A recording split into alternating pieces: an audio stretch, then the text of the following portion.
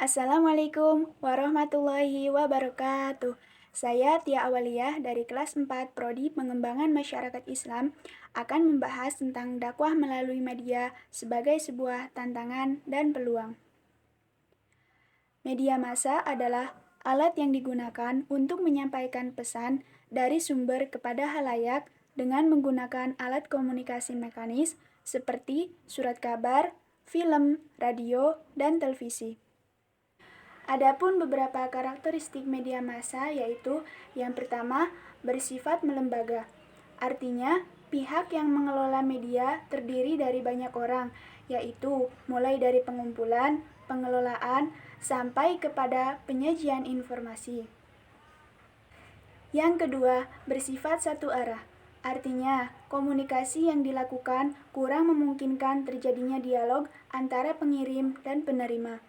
Kalau seandainya terjadi reaksi atau umpan balik, biasanya memerlukan waktu dan juga tertunda. Yang ketiga, meluas dan serempak. Artinya, dapat mengatasi rintangan dan jarak, karena ia memiliki kecepatan. Bergerak secara luas dan simultan, di mana informasi yang disampaikan diterima oleh banyak orang pada saat yang sama. Yang keempat, memakai peralatan teknis atau mekanis, contohnya seperti radio, televisi, surat kabar, dan semacamnya. Dan yang kelima, bersifat terbuka, artinya pesannya dapat diterima oleh siapa saja dan di mana saja tanpa mengenal usia, jenis kelamin, dan suku bangsa. Dari aspek kemudahan media massa, salah satu kemudahan media elektronik adalah mudah dipahami karena menggunakan percakapan sehari-hari, sehingga pendengar maupun pemirsa dapat dengan mudah mencerna isi pesan yang disampaikan. Selanjutnya, bahwa terlalu mudahnya masyarakat mengakses informasi membuat kejahatan semakin berkembang pula. Kejahatan dalam media sosial justru lebih kejam dibanding realitas sosial pada umumnya.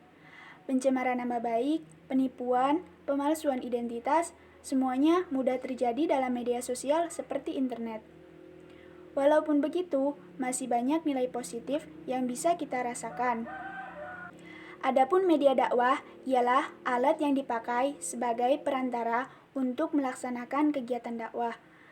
Media tersebut adalah yang pertama, dakwah melalui saluran lisan, yaitu dakwah secara langsung di mana dai menyampaikan ajarannya kepada mad'u. Peralatan yang dipakai untuk berdakwah melalui saluran lisan biasanya adalah radio, TV, dan sebagainya. Yang kedua, dakwah melalui saluran tertulis.